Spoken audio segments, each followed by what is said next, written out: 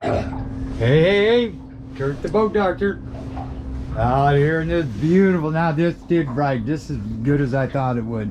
The 22 Navigator, Duckworth, beautiful boat, 2025 I believe, with the 250 and the T99. Damn near 50 miles an hour. This thing scoots, very stable. Down the road you may play with it. Right now it's not a real big thing, but maybe trim tabs down the road. You have brackets back there for them. Got everything set up on your GPS, your VHF. See, that's one nice thing about why Marina and the old boat doctor setting this stuff up to get all your heading lines lined up with your heading and your course over grounds and calibrate the compass and your auto rotation on your mapping. All that's got to be set up, so now you just have to turn it on. But that was giving me a little headaches, but I got it all dialed in. So anyway, I already showed you all the wipers and everything in the boat. Very nice boat. So what we're going to do is start up the kicker first. All you have to do, if it's cold, you want to lift up on this red lever. You want to give it like, say, maybe 6 pumps. Pull it back, raise this lever to where it stops and give it about 2 inches up. Push and turn the key. Leave the key pushed in. If it acts like it's going to die, push it in again. Pretty soon you're going to see, hear the RPMs go up. You bring it down, it will drop. Then they'll start going up again. You bring it down until you can go all the way down in an idle. Now once you've had it fired up, you should be able to just turn it. But if it was sitting for like, say, if it was turning or sitting for like, say, maybe an hour, then sometimes you have to lift this lever up again 2 inches up and then start it. Now, so here you want to trim it down. You'll hear a clunk there. Then you just go ahead and you turn the there, and if you can't hear it, just raise the lever. Yep, it's running. So then you just give it some gas. There you go. So while that's doing that, I'm going to go ahead and turn this, just hit this right here. And then I'm going to go ahead and just hit this until you see the lights flickering. There, it came on. And you're going to hear beep, beep, beep. That's loading up the AIS, satellites. There you go. Then you can put scan all or hit this. That gives you the weather. Turn that off. I set that up. Dual watch as well. Scan all. Then if you see that, you skip it. The weaker channels. See right there. And then I'm going to push in on that. And that'll bring my squelch up. Right there. And then you hit OK. And then volume, you just spin that. Then you hit I agree, and then you can hit skip. See, we got a lot of, this reads out pretty damn good. There you go. So then you can just keep skipping and bypass those. Okay, now when you turn this on, you gotta wait for a second. Now notice your radar isn't on and your sonar isn't on. Huh, how come, I wonder? Hit your power button, and you can enable all sonars. See how they're starting to light up now? Then I can hit transmit radar and it'll say spinning up. Then I go back, there you go, radar overlay, radar, your data, like speed over ground, course over ground, latitude, longitude, time of day. You can change any of those you want in there by pushing on them and select. I got your magnifier, your A scope. So if it's bright red and stuff and it goes in this area right here, and right after that you see that, and there's a nice size arch, I guarantee you is living. Anything that shows up red over here is going to be living. The bigger the arch, the bigger the fish. And if you wanted to see it, you just tap on it and you hit that, and see how you have an arch down there, and you can magnify it. You're at 47 feet, so that would be a Chinook typically. Then you go back and it brings you right back in there. You want the overlay, just boom, right there. Stop panning. Now say I want to make a course, and this is where this one comes in. So we're going to go back. I'll bring you back to that. You go into this, you can go into split nav. Now I got a fishing chart set up here for you with your colored shaded relief and your currents. And then over here, so say I want to know where I'm at, right? But I want to maybe make a route somewhere to where we started from, right here. Say, boom. Then what you do is you can just hit enlarge that, and you hit auto guidance, and then you hit start navigation, and then it's going to do that route. Then back, see how I did the route all up the channel. So you don't have to go waypoint, waypoint, waypoint. And then it's gonna give you a time to destination, destination to waypoint, arrival time, like to say, and how far off your course. We're 7 feet off to the right, so we just spin to the left. Give it some gas. I can put up all your data bars there for you. So right now we're doing 5.61 miles an hour. So where to? I want to see what the tides are doing. Oh, here's your waypoints, tracks, manner user data. That's your SD cards and so on. And then tools. If I want to see what the tides are, right here. Whoop, close out on this. Let me see if I have it right up here is the tides. Then you can go up into here, nearby stations, searches for them. Coos Bay. Yep, there you go. It's almost getting into high tide, slack.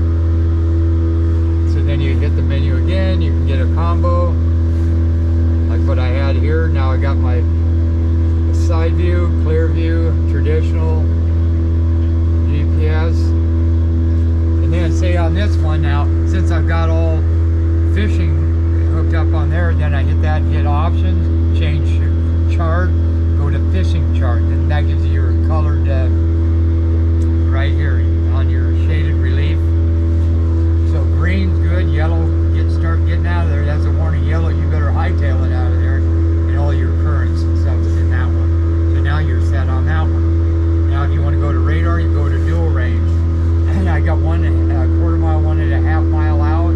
That's the idea of a dual range. Because if there was a boat from here to that casino and I had it picked up for 2 miles, I probably wouldn't see him because I had it in too far out. And same thing, if there was a boat way over by that hillside and I only set it for a quarter mile, I'm not going to see that boat. Now, like that tug just went by a little bit ago, AIS, you can change the alarm on that for mile out, 5 miles out, quarter, 8 mile. So when you hear beep, beep, beep, beep, that means there is a vessel coming. Yeah, with an MMSI number, so watch out.